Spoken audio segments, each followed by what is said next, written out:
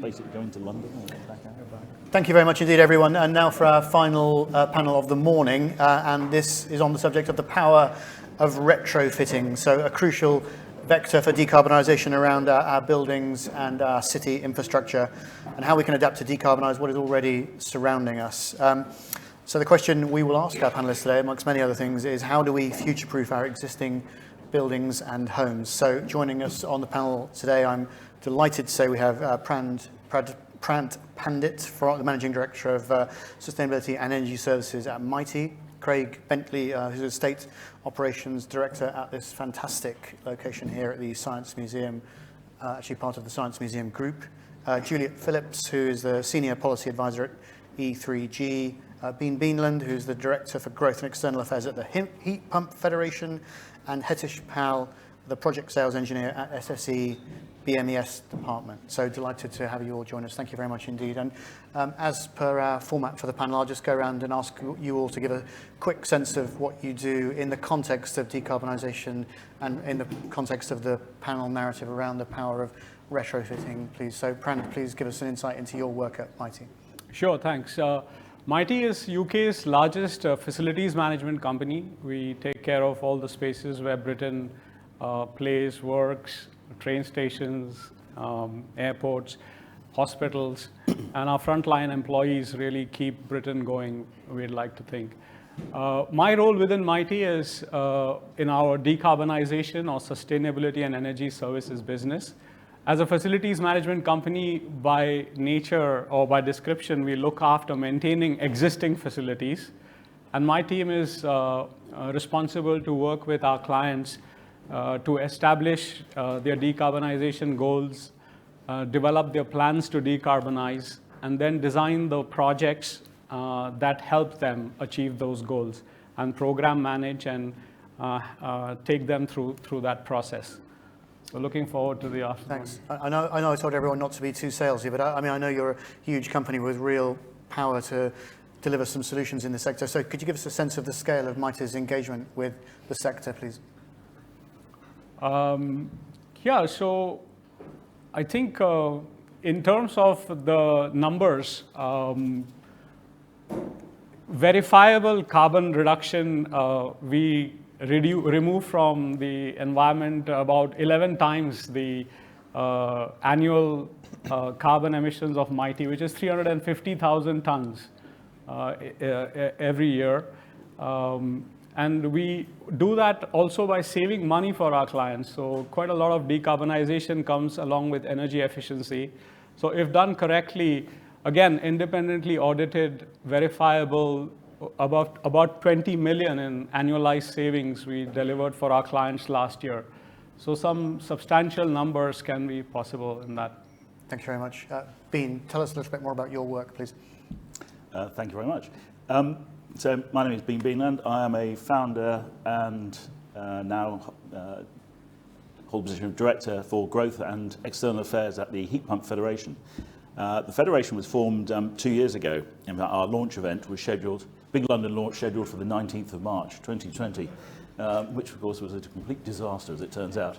But the need was real, so we went for a soft launch. We were formed primarily as a lobbying organisation.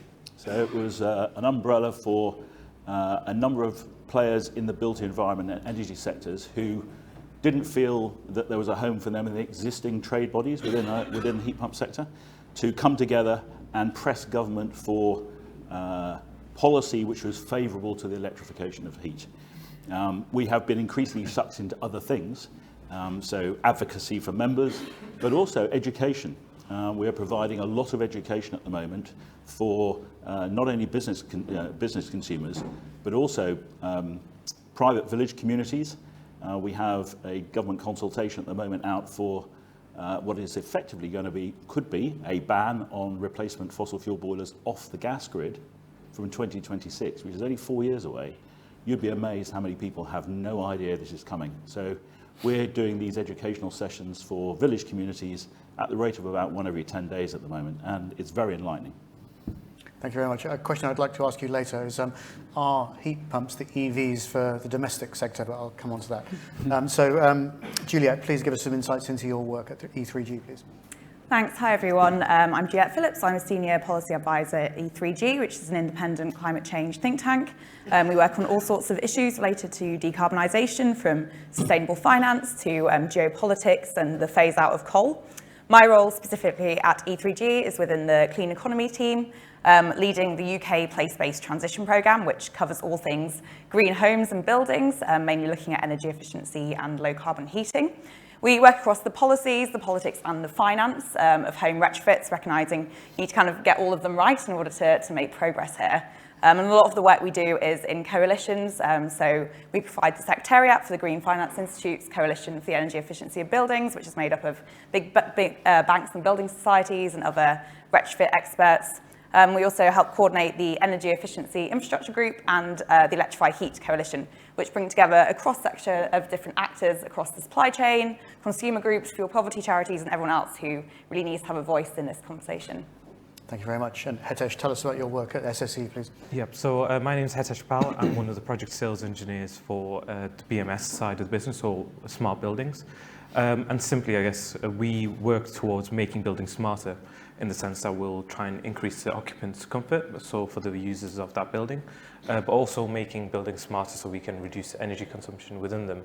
And it's all really just to try and drive down that energy consumption and make savings for the end users, so the clients that we're working with, and also make an impact on the usage of the energy within that building.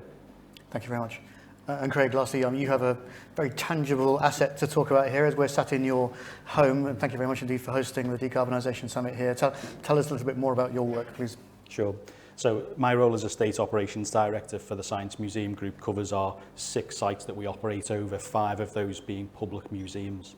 That's the Science Museum in London, the National Railway Museum in York, Locomotion, which is sort of like a sister site to the Railway Museum, the National Science and Media Museum in Bradford, and of course the Science and Industry Museum here in Manchester. And it really is an incredible diverse estate.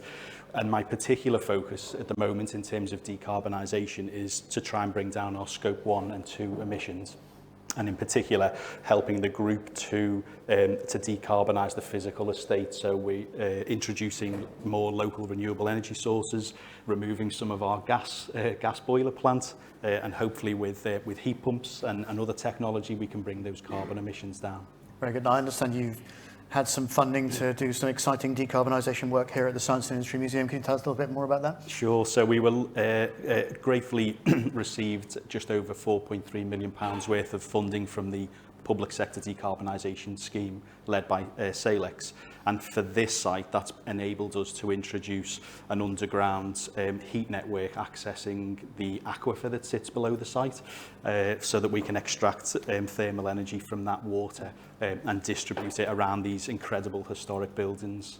Very good. And where are you with that project? Is that under construction at the moment? It's actually close to completion. So the bulk of the work actually finished in March, just gone. And there's a little bit of residual work left around commissioning those systems. So It's a really exciting time for the museum. Right, very good. So look forward to that. So Bean, I understand there's been some government incentives for the heat pump side over recent weeks. Can you give us some insights into where you are with heat pumps and how heat pumps are a great answer to retrofitting our existing buildings and infrastructure? Well, it's a game of two halves, of course, because we've got, we cover both domestic and commercial and industrial settings. So we have had the renewable heat incentive, which had 2 strands to it, non-domestic and domestic. That was, I think, a very generous scheme. Had some faults at the outset, but it was very generous. Unfortunately, the commercial strand of that closed to new entrants 2 years ago, and there is no replacement at the moment. But we do have the public sector decarbonisation scheme, which Craig has been benefiting from, ably run by Salix, I must say, who have really grasped, I think, the metal of this. And we're currently working with them. We're on phase 3 at the moment of that funding. It has been pretty generous. Phase 3, I think, was £1.425 billion. So quite a substantial amount of money. We're now working with Bayes and Salix on trying to improve the economics for phase 4 to encourage the Treasury to continue to fund, because fundamentally the public estates, they've got to be paid for by government. I was very interested to pick up on, was it Tracy from the local authority here? Yeah. Was saying that they're using some of their spaces that have benefited from this investment to educate the visitors. You know, we've been doing this sort of thing with schools for some time, where schools have benefited from this grant quite a bit over the last couple of years, and we're using it very much to provide educational programs for the students. On the domestic front, we have just transitioned from the domestic strand of the renewable heat incentive, which was a operational subsidy scheme paid out over 7 years, to a one-off grant, a capital grant, slightly oddly called the boiler upgrade scheme, but I think that government liked the acronym, get on the bus. It's very early days. That scheme only went, well, it was launched in April the 1st, but it actually only went live on May the 23rd. So it's very, very early days. We haven't really got a feel for what the level of engagement is going to be, but I think based on the one good thing about the Green Homes Grant, which was public engagement, based on that, I think that we should be able to make the boiler upgrade scheme a pretty hefty success. Although it will probably really only target relatively modest domestic end of the market. Sadly, government has chosen not to provide real support for ground source heat pumps within that grant system, which is a shame because we get arguably better opportunities around flexibility, and in our world that means shifting the operation of heat pumps to times when electricity is lower carbon and lower cost. You get better flexibility off ground source, and I'm sure that you'll be looking to take advantage of some of that flexibility with your system here.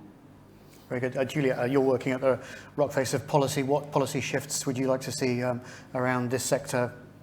Yeah, great question. I think, you know, within the context of the cost of living crisis, we really noticed that our housing is a key driver of this. We're using so much more energy because our homes are cold and leaky. And so many homes are connected to the fossil gas grid, which means households are exposed to volatile fossil fuel markets.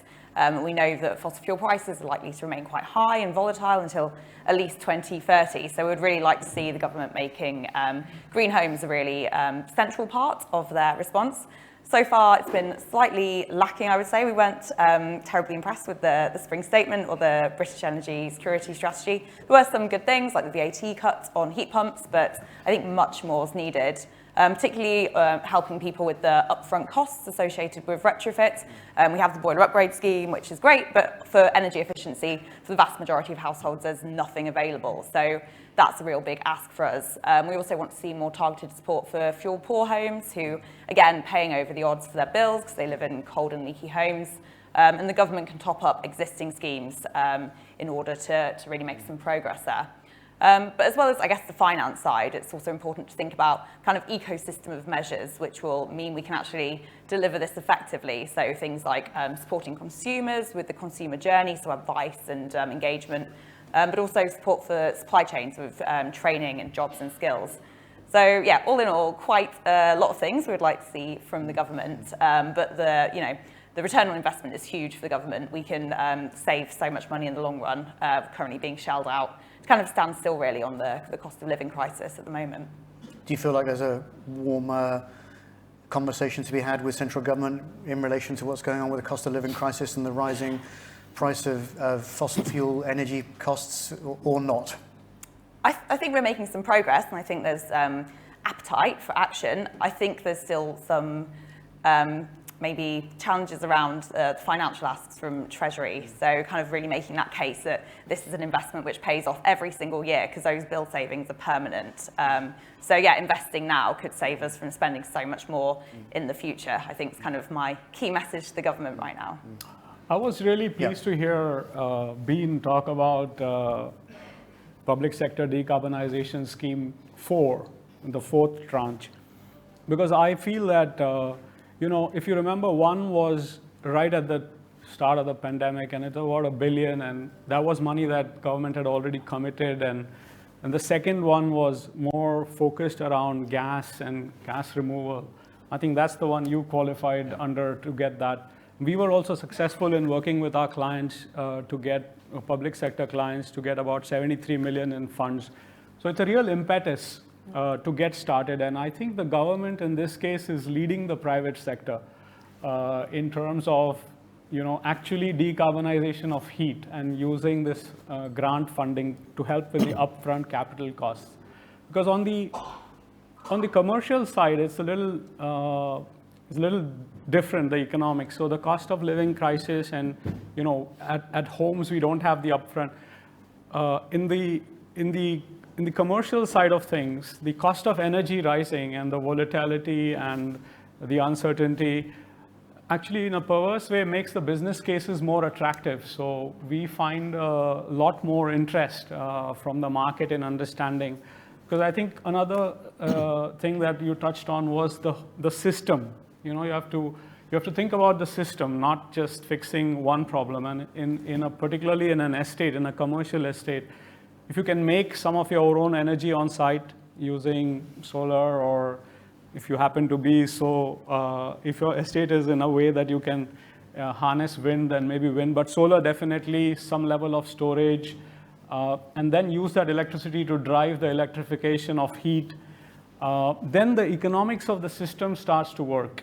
So I think we see our clients in the private sector definitely asking a lot more questions in the last 6 months, because before that it was their thoughts were all occupied on what's going to happen with return of work, how many buildings do we really need, and do we really need this estate, and so they were occupied with those thoughts. But now as they come out, and we all come out of the pandemic, thankfully, now they start to think of how to decarbonize, and the energy cost challenge has really accelerated that thinking, I feel. So green is now seen as, perhaps for the very first time ever, as the reduced cost solution.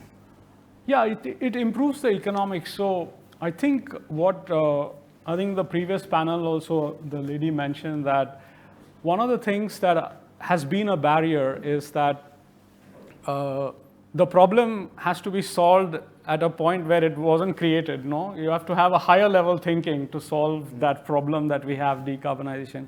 What I mean by that is, in the commercial sector, estate directors, people like us, we have to work with our clients to make bolder business cases, because approval for capital usually comes at pretty high levels in any organization, public or private. And if it's just marginal, and if it's not interesting enough, or if it's not sexy enough, if it doesn't have 4 or 5 technologies, and it's not bold, it's not announceable, it's not visible like solar on the roof, and if you don't mix it up in a creative way, it's difficult to get business cases approved. But I think increasingly property leaders are understanding that and making the first step to make these bolder business cases. Craig, does that bolder business case scenario resonate with you? Very much so. I mean, the projects the one that we talked about earlier here, and I'm sure for many estates across the country, they're not risk-free, and building that business case, I think, was really important to make that compelling, to talk about those potential paybacks. But I think in terms of those schemes, it's also important to recognise the diversity that we have across the estate. The building we're in today is nearly 200 years old. The starting point, not just for the organisation, but for the estate itself, was quite low in terms of that performance.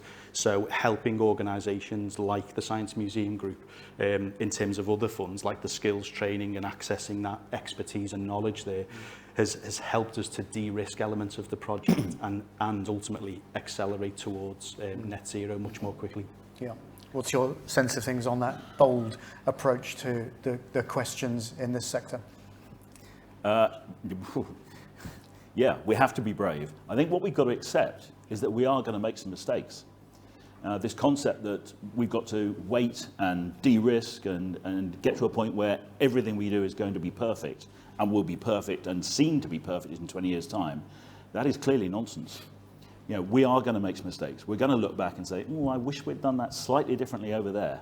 But the fact is, we've got to learn by doing. And at the moment, we are not doing anything like enough. And we've got to work out what works where, which parts of the either commercial sites, domestic, blending the two together indeed, having a commercial building which has a big cooling load at the center of a housing development, for example, so you've got a hospital, medical center, cooling load at the center of a housing development, fantastic, because if we can harness simultaneous heating and cooling from our technologies, we can deliver some incredible efficiencies. And I think what we're finding, and I don't know, Craig, whether this was your experience, but a lot of our manufacturing members, commercial manufacturing members, are now going deeper into the buildings. So they're not saying, here's a heat pump, over you go. What they're now saying is, in order to optimize the performance, we have to go deeper. And so the manufacturers are beginning to take much, much more responsibility and ask for more responsibility to be able to make sure that when they leave the site, they're not just leaving a working heat pump, they're leaving a system. And Prad's right, we've got to talk about the system. And the same applies to domestic consumers too. We've got to talk about the system, because what we should remember, we think about heat pumps as being low temperature technologies. Condensing boilers are actually low temperature technologies, or they should be. And that's part of the legacy that we're trying to fix, that we haven't seen condensing boilers as a low temperature technology, but we should have done from 2005 when we mandated for their deployment. Interesting stuff. So, Hitesh, you're an engineer. What's your resonance around that, going deeper into the fabric of a building to provide the solutions? Yeah, I mean, I was going to touch on a point that you made earlier, which was we look at the systems that are being implemented, like your heat pumps and some. People want to see something physical being implemented to say that actually it's worth investing into, but we look at it from the control strategy side of things. So it's all great, you're putting in all these systems, but actually how are they then controlled, and are they being controlled in the way that affects the users of that building? Because let's say if you've got a building where, let's say we've got this room, you've maybe got a ventilation system in to control it, to ventilate for 300 people, yet there's only 15. What control strategies or systems are in place to make sure that that's then accommodated for? So we look at it from the control strategy side of things to make sure that actually, yes, you've got those systems in, but how do they work, and how do they then, I guess, work with the users of that building, or how that space is being occupied? So yeah, quite interesting, the sort of systems are being put in, but we need to do more in terms of the unseen side of things, which is the controls of how that system is then used. And this is an area that we think offers good opportunity for us, is thinking about the occupancy of museums in particular as one sector, but trying to overlay that occupancy data so we can understand not just how we operate the building, but how users themselves experience the building, so that we can adjust those controls and measures to hopefully bring down that operational energy consumption. And as a group, to think about energy as a commodity, which again is a different perspective, a different language than we've maybe experienced before. And I think the controls piece also opens up another opportunity for people who own estates, and maybe in the future homes as well. What controls allows you to do is to turn things on and off, or modulate them. And I think the UK is actually quite advanced in the world in terms of flexible energy markets.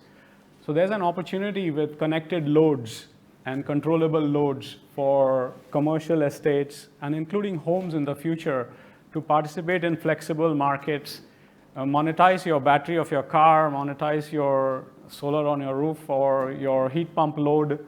The monetization of these assets will become a very real possibility. So again, when you make these business cases, people are not factoring all these possibilities and making it sound really exciting for the approvers.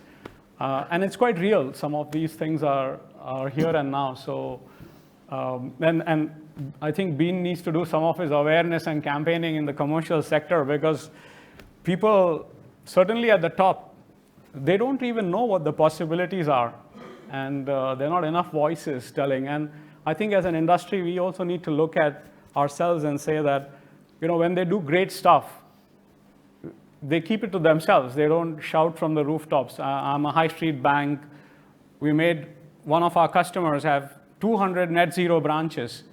They have got a huge building in one of our major cities. And again, like the museum, they have converted that to heat pumps, and pretty cool technology is going. I mean, I find I'm geeky, but it going down like 160 meters, boreholes, aquifer, the whole engineering of the building and making it zero carbon is quite exciting, and it's quite simple to explain as well, but not enough education, I think. Yeah, I think part of the problem is there's a lot of myths about our technology too, about what it can and can't do.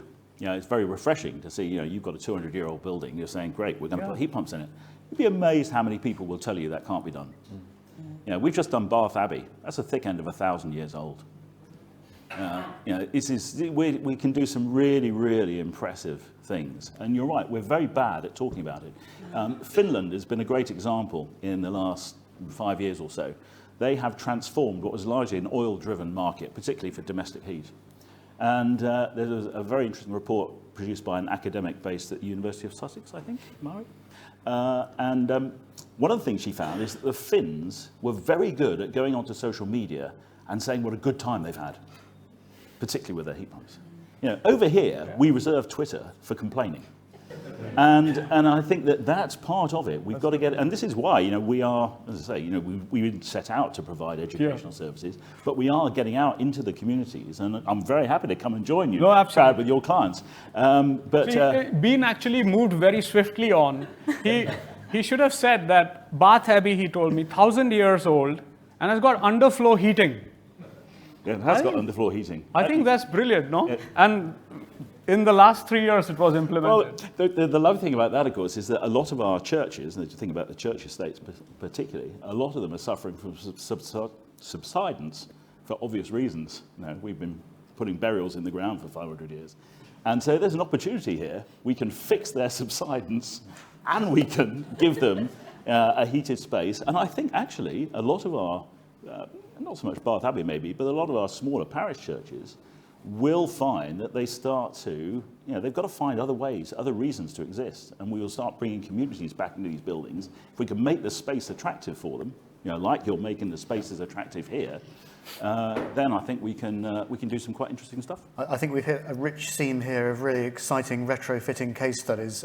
Anyone else add some great retrofitting case studies into the mix? Hitesh, do you have some examples? Well, this very building actually, so we're currently in the process of, as well as we've also got the control strategy being upgraded on here as well. So I think generally we look at figures of around 30% as energy reduction by having an up-to-date control strategy, because I think a lot of buildings are currently built, and yes, they might have a control strategy implemented from 30 years ago, but we now have up-to-date strategies that can make bigger savings on that energy consumption. So I think we need to kind of keep up with the times, really, is kind of the important message, because things may have been done when, so another one is actually office buildings. So they'll be built to Cat A standards and they're given that EPC rating. But once the occupants and the changes are made, that energy rating doesn't really get changed. So maybe we need to try and keep those buildings up to date and really sort of keep assessing them every year to make sure that the EPC ratings are current, and also that those correct control strategies or those correct assets are then deployed to keep them as energy efficient as possible. I'll come in on the examples as well, because on the flip side of this, I would say over the last year, and I think Bean will testify this one as well, we've seen people who are maybe less favourable to net zero kind of taking heat pumps as a bit of a target in their campaign. So lots of negative stories about, and lots of misinformation as well about heat pumps not working. So I think the more we can shout out about these good examples and show, you know, if you can do it in Abbey, you can probably do it in your own terrace home somewhere, you know. So yeah, I think getting that positive narrative out really helps to shift the politics more in favour of ambition, I suppose, at a higher level. Very good. Thank you. I'll open up some questions now from our online audience, and then I'll hand over to the audience in the room. From the fantastically named Dawn Barsley Dale, who sounds like she might live in the north of England. She asked maybe a question for you, Bean. How can retrofitting be applied to domestic listed houses?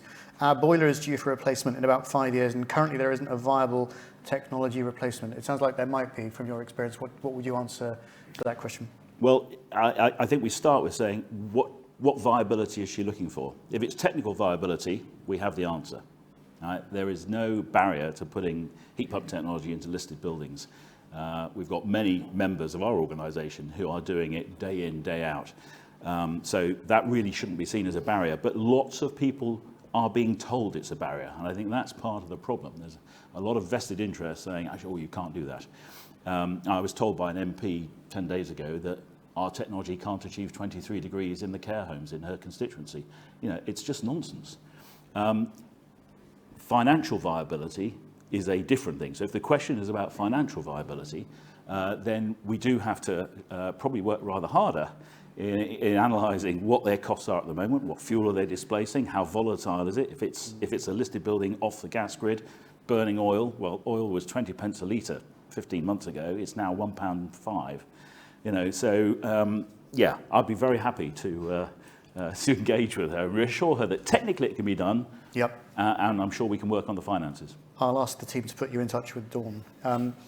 Another question came in from Daniel Scharf. He asks, can the energy of custom and self-builders be unleashed on green retrofitting and residential subdivisions? He further says the space and fabric being heated and insulated would be better occupied and fewer new homes causing embodied carbon and biodiversity loss would be needed. Anyone want to pitch in on that one? Brad, you seem like you want to answer that one. No, I would just remember the line that the best building is the one that wasn't built. Isn't it? Well, that's like the best kilowatt hour of energy is the one that you don't use. One that you don't use, yes. This was touched on, though, in the last panel when someone was talking about the fact we're still building buildings now that will require significant investment to get them to net zero. So we know what the answers are, and yet we are still doing it. And you know, that has to be a tragedy of Shakespearean proportion. We've been waiting for the future home standards, which will make all new homes kind of net zero ready. I think since 2016, and just had so much industry pushback, unfortunately. So yeah, it's a tragedy and going to be a big waste of money as well. The fact that we're still installing gas into new homes, still making homes which aren't a decent standard. So yeah, very disappointing. And they're meant to now come into place in 2025 if we aren't lobbied down any further. The way we also analyse buildings and the way we measure buildings needs to change. At the moment, you know, your EPC effectively tells you how much the building costs you to run. It doesn't really talk about carbon at all. And in fact, in many instances, if you put a heat pump in a building, your EPC will get worse. Well, that's clearly incompatible with net zero. We're getting SAP 25 to coincide with the future home standard.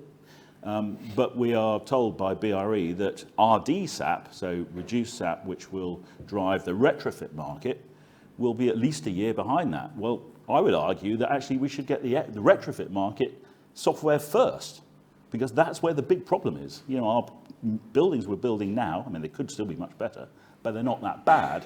The problem we've got is our existing stock, whether it's the housing stock or commercial buildings like this. You know, we have got some of the oldest building stock in the world, actually.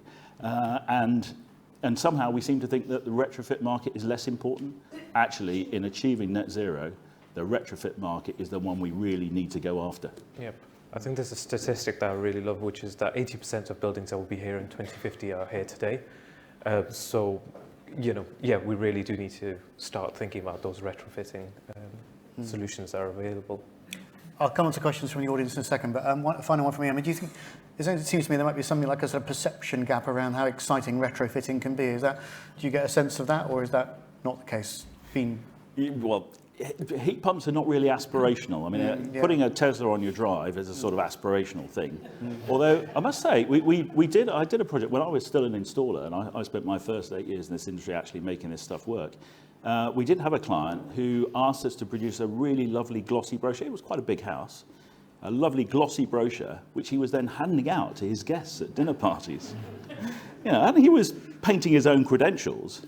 But I think in some instances, heat is aspirational. Heating and cooling is aspirational.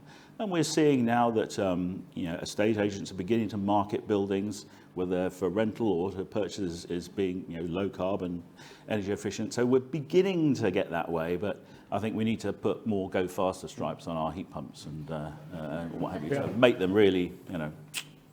I think in the commercial sector, you know, no one would want to come in the war for talent, which lesser people now in the workforce. People took decisions after the pandemic. And there really is a dearth of talent in the market. And then ask about the younger generation, the early talent coming into the workforce. Do they really want to work for organizations that don't have the right credentials? So simplifying the message, having these glossy brochures, shouting loudly about what you have done to your property estate, this is going to be quite central to attracting new talent and the next generation workforce wanting to come and work for these companies. So, and property teams are waking up to that. You know, it's not just enough to just follow. You know, a lot of the people who want to get on the front foot and lead the way. Yeah, if you talk to the next generations coming through, you know, I've done 1 or 2 conversations with groups of sixth formers. They're all over this. And I think that, you know, from my perspective in our industry, getting the right messages across at that sort of age, you know, at GCSE and then further on through the education system, getting the messaging across about what our industry does. If we said to a child, you know, 2 or 3 years ago, have a career in heat, you know, it would be, ooh, dirty fossil fuels, don't want that. In our world, it's digital. So we are now digital, not dirty. And I think that we can attract a very different demographic of child, and particularly more girls. It's something that we touched on earlier around, for me, especially from a cultural institution, is about that interpretation of the technology. So if we think about, again, museums, the opportunity that provides in terms of STEM and the next generation of engineers, helping them understand how buildings like this are powered and heated using that technology and how it's changed, I think affords us an incredible opportunity to grow our own in that context. I was surprised and uplifted to hear that when I told my children, they asked, what are you doing for the next few days, Dad? And I said, I'm looking after a project called the Decarbonisation Summit. They both responded with the word cool, which wasn't something I was expecting. So perhaps there is hope. I'll hand over now to questions from the audience. Hands up, please, if you have some questions for our fantastic panel. Whoever gets the microphone first. Scott, choose your hand, please. Would you just quickly tell us your name, who you're with, and if you have a question for anyone in particular, let that person know, please. Yeah, my name is Patrick Doyle. I'm with Bouygues Energies and Services, specifically the energy team, where we look at energy performance contracts and operate as an engineer pure construction company, looking at solar farms and stuff. Just to say, I fully value what you're saying and agree on the bigger and bolder comments. A lot of the examples and case studies have been public sector and cases where there has been free money. In terms of the private sector or cases where, like Tracy, topped up funds for those bolder business cases, is there anything we can do to incentivize those further, to de-risk them? I think post-pandemic now, a lot of customers are worried about future pandemics or cases where, well, do we invest in our building? We may not be utilising our buildings. We have a 5-year lease left. We're operating in a hybrid mode. We're not even using our building to its full potential, not using the full amount of energy. Thus, is it justifying an investment in energy? Is there anything contractually or commercially to help de-risk that and see investing in retrofitting more as an opportunity than a liability? And more so to everybody, I guess, maybe Julia, in terms of if you've promoted anything more recently or saw this as an issue more recently. Yeah, I'm happy to kick off there, maybe hand over to others, a bit more on the commercial side. But yeah, I think it's definitely a challenge. And I think part of the issue is there isn't necessarily a clear roadmap from the government at the moment about what needs to be done and when, particularly for minimum energy efficiency standards and things like that. Maybe we've got a bit more clarity on the heat side. So that in itself can act as a kind of spur for people to act and invest. I think on the finance piece, yeah, obviously public finance can only go so far. The government's obviously not going to pay for everyone in the UK to decarbonise their buildings. I think here there's a big role for private finance, so the big banks and building societies. A lot of them are increasingly offering new products and services to help their customers decarbonise. But again, these can't really thrive in a vacuum. There needs to be those other kind of carrots and sticks, I think, to help people along the way and make those decisions. And I think advice as well is really important, as if people are going to make a big investment in their building, they want to know that they're doing the right thing at the right time with the qualified people. And again, at the moment, that can be quite missing in the kind of consumer journey, as it were. So it does feel like there are a few pieces of the puzzle which are missing at present, maybe. Very good. Yeah, I mean, you asked about what people can do now to future-proof. And I think even if you're not yet at the point where you're transitioning from fossil fuels to something else, there is a huge amount you can do. I know we've heard about control strategy. So a lot of the work and the work that your team are doing relies initially on optimization of the existing buildings.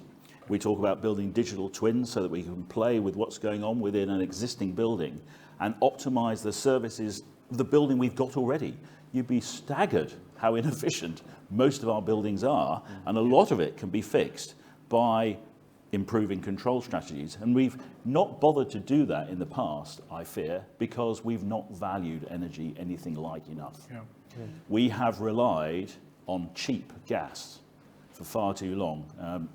Boris wrote in the paper a few weeks ago about being addicted to cheap gas. I actually dug out a presentation I gave in about 2011, which talked about being addicted to gas. And it's lulled us into this false sense of security that energy is, we don't have to care about energy. Actually, suddenly, everybody is saying, whoa, look at what's happening to the price caps, look what's happening to price of oil, price of electricity. We are now beginning to value energy for the first time. And so I think, the answer to the question is, we could do an awful lot by optimizing the buildings we've got, fixing the control strategies, driving the flow temperatures down now, regardless of what you've got in the plant room. True. Because actually, if your condensing boilers are operating at 55 degrees instead of 80, you're going to improve the efficiency of them straight away. So there's a lot can be done even before we start thinking about deploying the sort of technologies that my members get excited about. A crisis accelerates the future, as we're experiencing now with energy and the sense of value of it. There's time for a couple more questions. There were a couple more questions towards the middle. There's a question on your left here, Scott. Thank you. Maria Antonia from the North of Tyne Combined Authority. I just wanted to ask the panel's views, not a question for anyone in particular, about your thoughts on a place-based approach to try and deal with some of the issues that you highlighted. So whether that's, trying to deal with the stop-start nature of some of the schemes that you mentioned, trying to find more innovative financial solutions in terms of, how do we, develop a longer-term approach? How do we support the supply chain to develop? How do we support skills? So combined authorities are at the moment thinking about, how do we change the model? How can we propose something to government about things working differently to meet the challenge? But it would be interesting to hear the panel's views on that as well. I mean, I'm happy to kick off. I'm in the place-based transition team at E3G, so clearly we're very supportive of this way forward. And I think, the best solutions are known locally, and it's those local people and those local businesses which we really want to get involved and benefit, because at the end of the day, if it doesn't work for the people living in the buildings, it doesn't work for anyone. So totally agree. I think particularly from the financing side, it's really interesting. There's ways that we can aggregate demand at a local level to bring down the costs. I think there was something really interesting. If you retrofit a whole street of housing, so much of the cost is just the scaffolding. So if you can get people to, do the scaffolding for a whole row of housing in one go, you can reduce the cost so much. So just thinking at a local level is just a really smart way to go. And would really recommend that approach. I'd throw into that also looking at the local assets. So for me, place-based is, it's about the place. What assets have you already got? And particularly what waste assets have you got? Because waste heat is everywhere. It's absolutely everywhere. In fact, the Bath Abbey project, that's driven by waste heat from the Roma baths. We're harvesting that for the first time for 2,000 years. We've got 2 huge glass houses over in East Anglia growing something like 12% of the UK's tomato crop based on waste heat from a water treatment plant. Previously, we were just throwing that away. So for me, on looking at place-based, look at what assets we've got. There's some great work being done by the Coal Authority, about the assets that they've already got. For me, looking at waste heat, zoning around opportunities to provide. We've got a zoning consultation, which was it reported? I can't remember. So I think. Thank you. So yeah, I think that there's a lot we can do around reducing, getting away from this idea that all energy has to come down a big pipe or a big wire from somewhere else. There's an awful lot that can be done within much smaller community and local based schemes. Well, thank you very much indeed, everybody. That's all we've got time for now. I mean, an incredible insight into how cool retrofitting can be, some incredible case studies, some fantastic insights. So thank you very much indeed to the panel for giving us those incredible insights. Thanks very much indeed for everyone for joining. We'll be back after an extended lunch break with the all-important Mayors panel, and among other people on that panel, Andy Burnham from our home here in Greater Manchester will be joining us. So please do come back for that. Enjoy the networking over the lunch period, and do take advantage of all the incredible exhibitors. Notably, if everyone would like to go downstairs and see the electric bus and the EAV four-wheel e-cargo bike, I know they would be super pleased to see you, and I'm certainly going to go and take a look at those. So thank you very much indeed to our panel, and see you after lunch. Thank you.